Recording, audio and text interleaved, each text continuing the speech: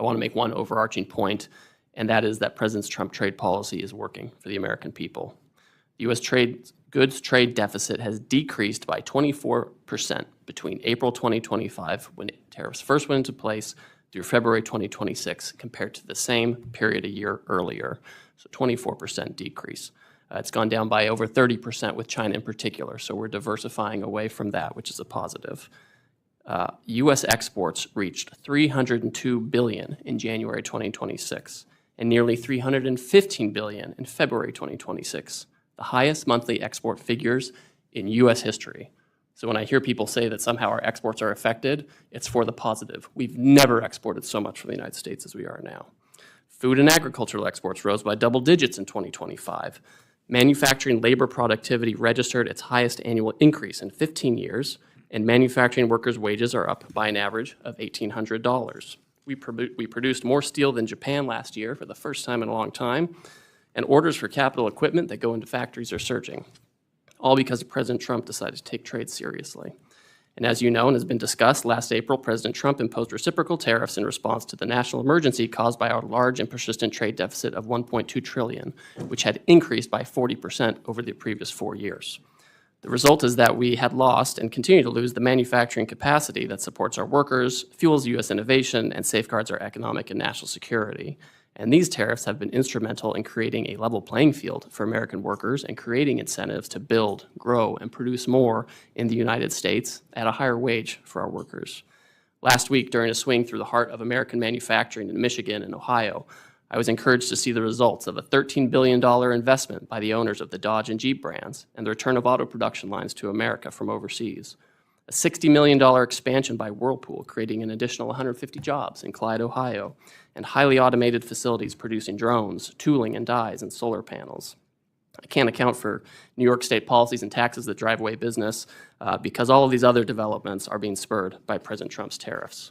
And alongside the tariff program, the President has also secured deals with numerous trading partners to address the unfair practices that contributed to our trade deficit. And these new trade deals cover over half the world's population.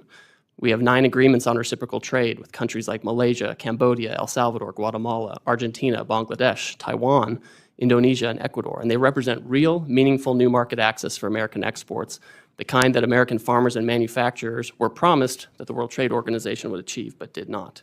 We've also inked deals with the United Kingdom, the European Union, Japan, Japan, and South Korea. And we're looking forward to finalize even more deals in the weeks and months ahead. And these agreements have achieved long-standing U.S. trade priorities, many that have festered for decades, including the lowering of foreign tariffs on most U.S. exports and elimination of unfair non-tariff barriers. For example, 8 countries have exempted American meat and cheese products from geographical indication rules that prevented the use of common marketing terms. 11 countries have agreed to accept U.S. automotive emission and safety standards. 9 countries have agreed to accept U.S. FDA approvals for new treatment and medicines. We've also received strong commitments from our trading partners to enhance intellectual property protection, provide a level playing field for U.S. companies with respect to their domestic labor and environmental protection standards, and improve coordination on economic security. The President's trade program continues despite the Supreme Court's decision in February. Within hours, the President reimposed tariffs using Section 122, and a few weeks ago, we signed another agreement on reciprocal trade with Ecuador. So the program continues. And as we continue to address our trading partners' unfair practices, we are using our investigatory powers granted to us by Congress to investigate forced labor in other countries and structural excess capacity that lead to global imbalances.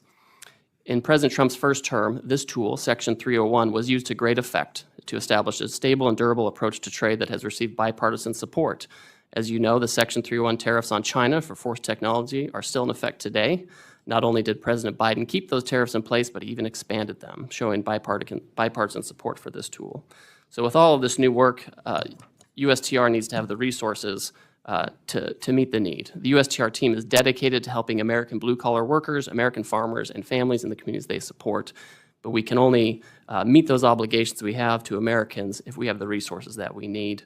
Whether it's negotiating new agreements or enforcing agreements, we need to be able to have the personnel to do that. Last year, this committee heard our call for more resources and generously increased USTR's appropriation, and we're spending that money now to hire new negotiators, economists, attorneys, and other subject matter experts. And these help strengthen the agency for the benefit of the American people.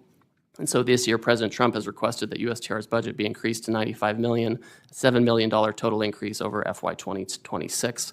And this will enable us to do the hiring we need to secure a level playing field, secure new market access for American farmers and workers, reindustrialize our country, and fully achieve all the wins we've gained through our agreements on reciprocal trade. And I think our shared interest in doing what's best for America should allow us to continue to meaningfully collaborate as we work together, and I approach this hearing in that spirit. Thank you for your consideration of the President's budget request, and I look forward to your questions.